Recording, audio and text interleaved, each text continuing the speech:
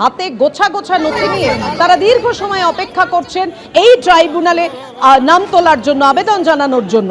সেই ছবি আপনাদের সামনে রেখেছি। মহকুমা শাসকের দপ্তরে মনোনয়নপত্র জমা দিতে এসে নাম বাদ যাওয়া ভোটারদের সঙ্গে কথা বললেন ক্যানিং পশ্চিমের তৃণমূল প্রার্থী পরেশ রাম দাস। নাম বাদ যাওয়া ভোটারদের আইনি সহায়তার আশ্বাস দিয়ে মাইকে প্রচারও করলেন তিনি। যেভাবে আপনারা ভারতবর্ষে আপনাদের নামটা বাদ দিয়েছে কেন্দ্রীয় সরকার, তাদের নির্বাচন কমিশন, আপনারা যারা যারা অনলাইনে ফর্ম ফিল আপ করেছেন নাম তোলার জন্য, তারা আর এখানে দাঁড়াবেন না। যারা অনলাইন করেনি তারা অফলাইনে জমা দিন। কারণ আপনারা যে কষ্ট দীর্ঘ 2.5 মাস ধরে যে কষ্ট হচ্ছে, তার জন্য রাজ্যের মুখ্যমন্ত্রী এবং আমাদের নেতা অভিষেক বন্দ্যোপাধ্যায় বলেছেন, বলেছেন যে আইন যা যা ব্যবস্থা আমরা নেব, আপনাদের নাম কিভাবে ঢোকাবে তার ব্যবস্থা নেবে। আমি বলি উপর থেকে সরকারিভাবে অ্যানাউন্স করে দিচ্ছে, আপনারা অ্যানাউন্সটা শুনবেন। অন্যদিকে ক্যানিং এর পাশাপাশি কৃষ্ণনগরেও দেখা গেল একই ছবি। যে সমস্ত ভোটারদের নাম বাদ পড়েছে ট্রাইব্যুনালের আবেদনের জন্য, সকাল থেকেই লক্ষ্য করা গেল লম্বা লাইন।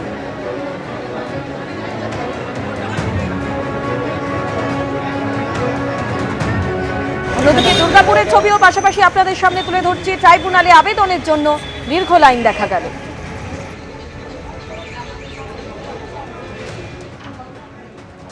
ডিলিট করে দিয়েছে, আবার নতুন করে ফর্ম জমা করলাম।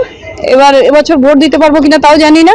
ওনারা তো বলছেন হবে, এখন কিছু বলতে পারছি না। যেদিন হিয়ারিং এ ডাকবে সেদিন আসতে হবে। আর এটা জমা হবে না, এটা অনলাইনে করতে হবে, অফলাইনে হবে না। কি প্রবলেম ছিল? নাম বাদ গেছে? হ্যাঁ, নাম বাদে ডিলিট হয়ে গেছে। কি নাম আপনি? যমুনা চৌহান। ভোটার কার্ডে নাম ডিলিট হয়ে গেছে। দিয়ে তারপর এসেছিলেন? হ্যাঁ, এই তো আজকে এলাম জমা করতে। কাগজপত্র নিয়ে এসেছিলেন? হ্যাঁ, সব কিছু আছে, সব প্রুফ আছে, সব নিয়ে এসেছি। বলছে কি না এটা এখন হবে না, এটা আগেই ডিলিট হয়ে গেছে। তো বলছে অনলাইন হবে, অনলাইন ছাড়া হবে না।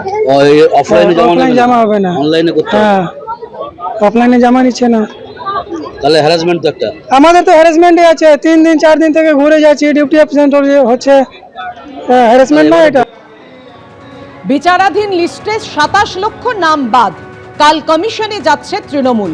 যে বিচারাধীন লিস্টে এত নাম বাদ কেন, এই প্রশ্ন তুলে এই প্রতিবাদে কাল দিল্লিতে কমিশনের দরবারে তৃণমূলের প্রতিনিধি দলে ডেরেক ওব্রায়েন, মেনকা গুরুস্বামী, সাকেত গোখলেরা রয়েছে।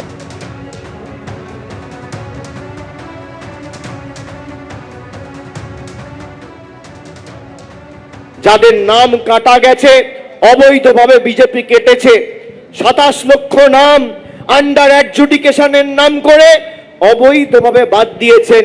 তার মধ্যে 10 লক্ষর বেশি নাম হিন্দু বাঙালি। মমতা বন্দ্যোপাধ্যায় সবাইকে তার অধিকার, তার মৌলিক অধিকার, তার ভোটাধিকার আমরা ফিরিয়ে দেব। আজ অসমের সভা থেকে ফের হুঁশিয়ারি দিলেন কেন্দ্রীয় স্বরাষ্ট্রমন্ত্রী অমিত শাহ। তিনি বলেন, এবার পশ্চিমবঙ্গে পরিবর্তন হবে। বিজেপি সরকার গঠনের পর বেছে বেছে অনুপ্রবেশকারীদের বের করব। অসমের সভা থেকে ফের হুঁশিয়ারি দিলেন অমিত শাহ। একদিকে যখন আমরা দেখলাম এসআইআর এ রাজ্যে প্রায় 91 লক্ষ নাম বাদ গেছে, এবং সেই জায়গা থেকে বারেই দেখছি তৃণমূলের তরফ থেকে বিজেপি এবং নির্বাচন কমিশনকে নিশানা করা হচ্ছে।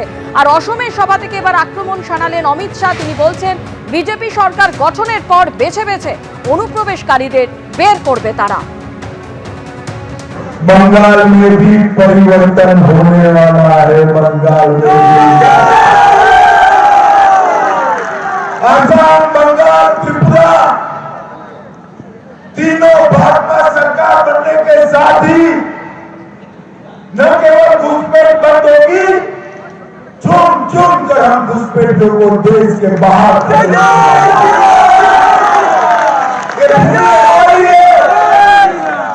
घुसपैठिया हमारे युवाओं की रोजगारी छीन रहा है। हम नहीं चाहते घुसपैठियों को देश के बाहर निकालने का काम एक भारतीय जनता पार्टी। एबीपी आनंद एगिए थाके एगिए राखे।